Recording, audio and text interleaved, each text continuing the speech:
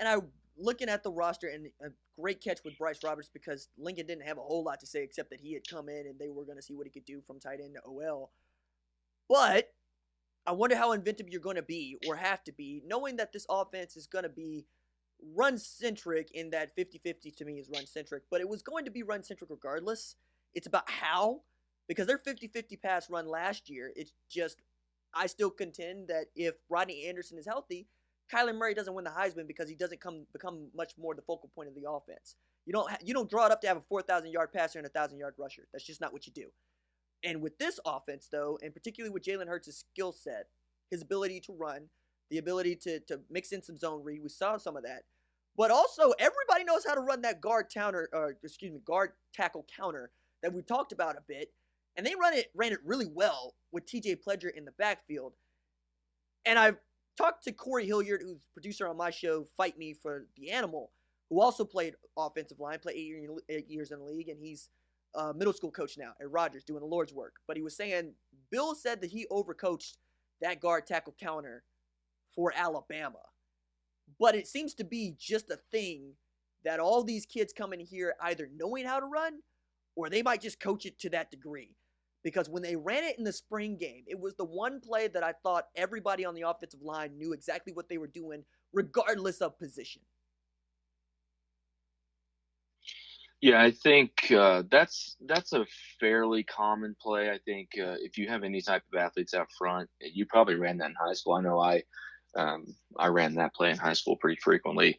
It's just kind of your standard your counter play, but yeah, I mean, when that's one of your bread and butter, your cornerstone type of run plays when it comes to Oklahoma is going to be that GT, which we really didn't run a whole lot of back when I was there, 10, 11, 12, 13. But the GT in the zone, and then obviously your one pull power is going to be kind of your basic stuff, and that's stuff that you've got to execute, whether there's a first round draft pick across from you or a practice squad guy. I mean, that's just the reality. Is up front you can overcomplicate it and have your naming convention so complex, and check down, check play, and do your shift motions and all this stuff. At the end of the day, you've got to be able to run your core stuff. So if they're not running that effectively, if you're a guy that's been there for 3 years now, or even 2 years, I'd say probably you're not even at the baseline of where you should be just to be around, in my opinion. So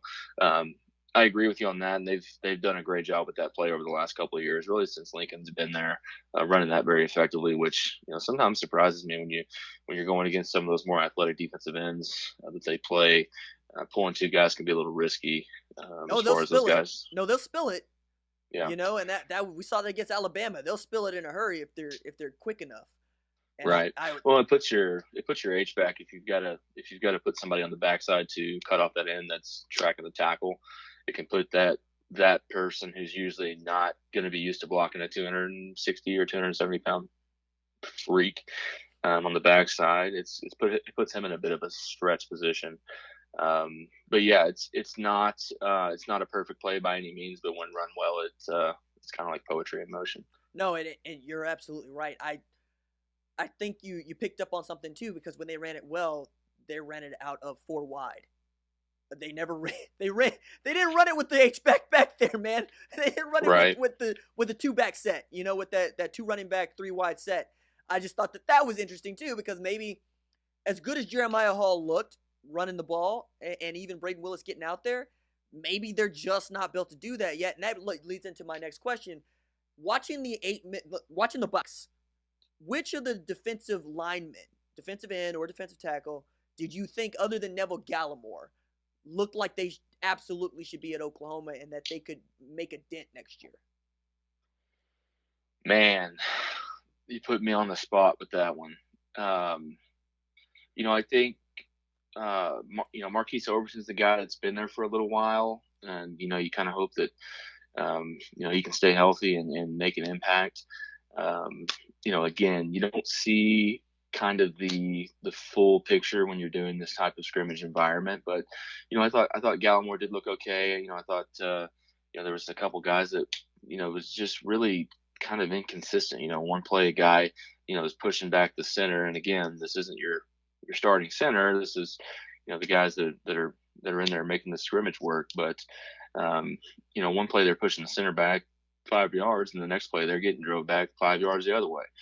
I think if you're looking at this scrimmage as far as a person who's concerned about the defense, and rightfully so, based on last year's performance, I don't know that you come out of it feeling any better at all.